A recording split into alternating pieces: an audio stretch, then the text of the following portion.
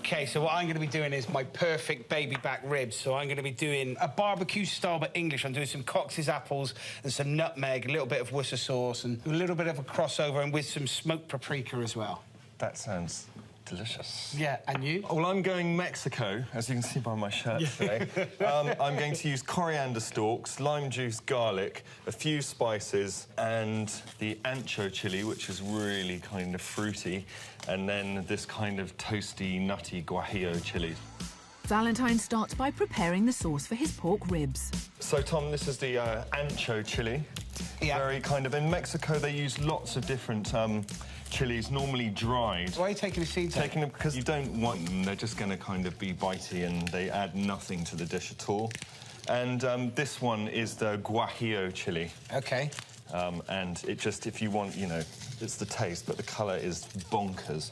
So where would I get these from? Where would I be able to find them? Well, since Mexican food's become more popular, there's a lot of people importing chilies from Mexico now. You can buy these chilies online. Valentine toasts the dried chilies in a dry pan to release their oils before pouring over boiling water and leaving to soak, whilst he gets on with the rest of his sauce.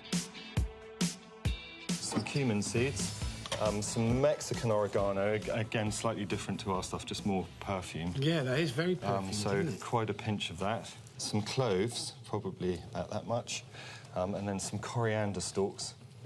I kind of find that coriander stalks go in the bin a lot. People use the leaves, I use them. I use so coriander delicious. stalks a lot. They have an amazing base root flavour, don't they? They really do. I love them. After adding the coriander stalks, Valentine adds garlic, salt and a bay leaf. He then grinds it all together before adding brown sugar. So then a good old splat. A splat, that's a technical term. It's a technical term. Sherry. Want something quite sweet like Manzanillo. Yeah. Probably a couple of those. I don't know why I'm doing that. I'm not a measurer. No, I generally avoid. You just splatted in tomato puree and you're now measuring sherry. And a good cider vinegar. And then a hit of Worcestershire sauce. Valentine finishes with black pepper, then adds to a blender. Every last precious little drop. I'm always worried that ingredients have feelings, and if you leave some behind in the pestle and mortar, there'll be kind of little sad voices coming. Along with the soaked chilies and water. He then blitzes and passes through a sieve to remove any hard bits of dried chili. That's gone an amazing colour. It's vivid, isn't it? Yeah, it's amazing. A squeeze of lime and it's ready for his ribs. The reason I'm using a whole rack is because I really like baby back ribs. Yeah. Yeah, and there's, you know, there's only a couple of bites on each one. It's absolutely. It's greedy. It's, you know, a bib smeared in red sauce. And you don't want the ribs to run out until you've decided you've had enough. Yeah, that's it. No, I couldn't agree more. Valentine pours the sauce over the ribs, covers the dish in foil and places on the hob to simmer for an hour. He's going to finish them on the barbecue once they're cooked through. Time for Tom to get started on his classic pork ribs. Again, like you, baby back ribs.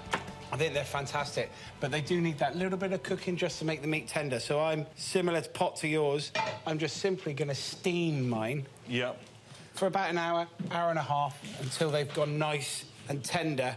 And then I'm going to glaze mine, and then they're going to go onto the barbecue. So, Tom, would you say that for us two, the classic rib dish is not beef, but pork? Pork ribs, they rock. Yeah. They rock. They rock. OK, so into this saucepan, I am then going to do a small reduction of... This is maple syrup. Yep. Almost the whole one. I've got to save that for a little bit, something else. Apple juice. Ooh. Tom finally adds Worcester sauce and lets the glaze reduce, whilst he gets going on the accompaniment for his ribs by chopping some Cox's apples. So, tin foil. Yep.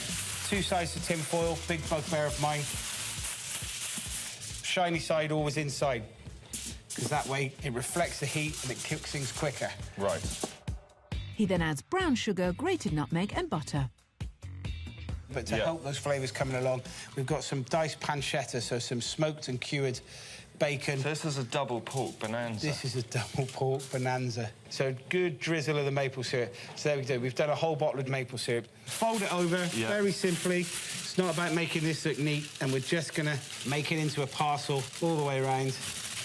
crinkle, crinkle, crinkle. Crinkle, crinkle, crinkle, so it keeps all those flavours in and all those juices. Yeah. And then we are simply going to put that onto the barbecue. In it goes. 25 minutes. Should be done. Beautiful. Fantastic.